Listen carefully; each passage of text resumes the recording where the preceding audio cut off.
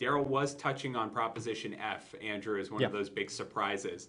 86% to 13%. This was not a, I'm skipping over it because I don't understand a proposition for Austin voters. They went in with a clear mindset that this was not going to happen. And the proposition was essentially to make an elected person the most powerful person in the city. Replace the city manager with an elected mayor, like six of the largest cities in the U.S. have done. I believe it's 12 of the top 20.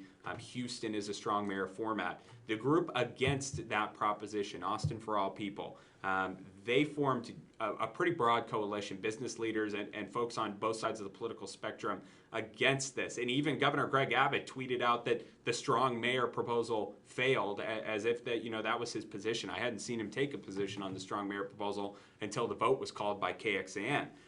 Nico Ramsey is with Austin for All People. He joined us at 7 o'clock, so 3.5 hours ago, and I said, Nico, you're up about 70%, and you said, pump your brakes, it's still very early. Nico, you're up 74%. How's it feel? Obviously we're ecstatic over here at Austin for All People. And tonight was a clear rebuke of Austin for Progressive Reform's Proposition F. What we've learned tonight is that we're not Chicago, we're not Seattle, we're not Houston, we're Austin, Texas. And here we believe that equitable and equal distribution of power in all parts of Austin is what makes us great. And we believe that the hands of our executive branch belong in somebody who we know can run a city. And if deemed that person is not doing their job, they're here today and gone tomorrow. And we don't run the risk of losing so much of what we already gained with a strong mayor. So, Nico, my next question, your group raised about 100,000, a little bit over from 5 donors. You're not a PAC, and you've been very clear about that. Austinites for Progressive Reform is a PAC, and they took in quite a bit of money themselves. I saw some signs around town, no to the strong mayor. I saw some of your signs. But how did you do it? How this margin is pretty incredible. We know the Austin electorate is engaged. It's a great thing for us in the news business and those who cover politics, because Austin voters know what they're voting on and they know what they're talking about. But how'd you get this margin? I mean, we're talking about almost 100,000 votes in a city election. It's incredible. Well, thank you. Well, to be very clear, just like you mentioned, we're not a PAC. And actually, Austinites for Equity and Austinites, it's like Austin Leadership ATX.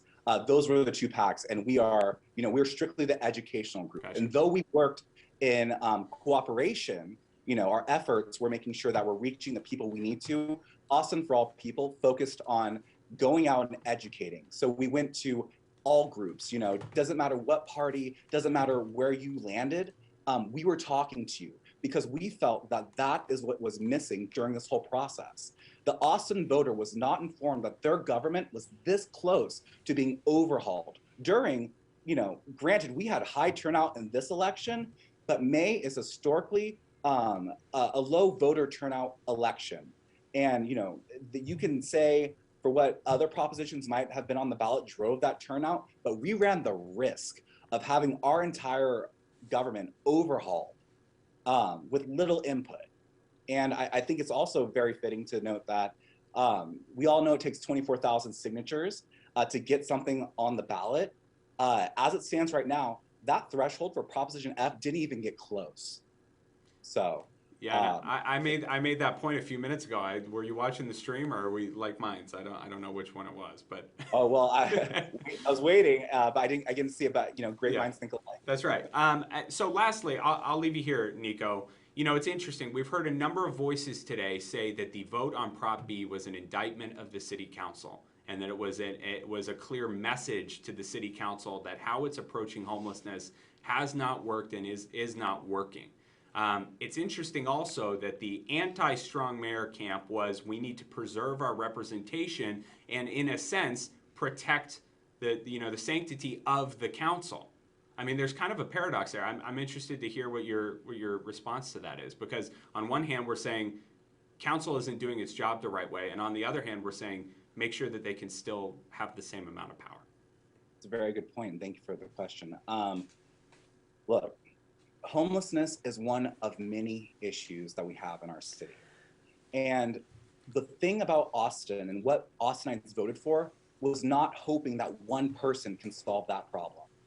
What Proposition F would have done would have given a consolidation of power to one individual.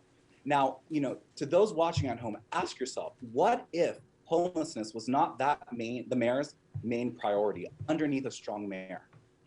We would see that, things still would not be getting done in addition to the slate of other issues in our city. So while homelessness is an issue that we have to face as a community, it is not one that we can solely put into the hands of one elected individual. And so, voters know that and underneath our current form of government, 10 voices on the table is a lot better than one, because at least we can move forward with compromise, and we know that voices in our neighborhoods are being heard.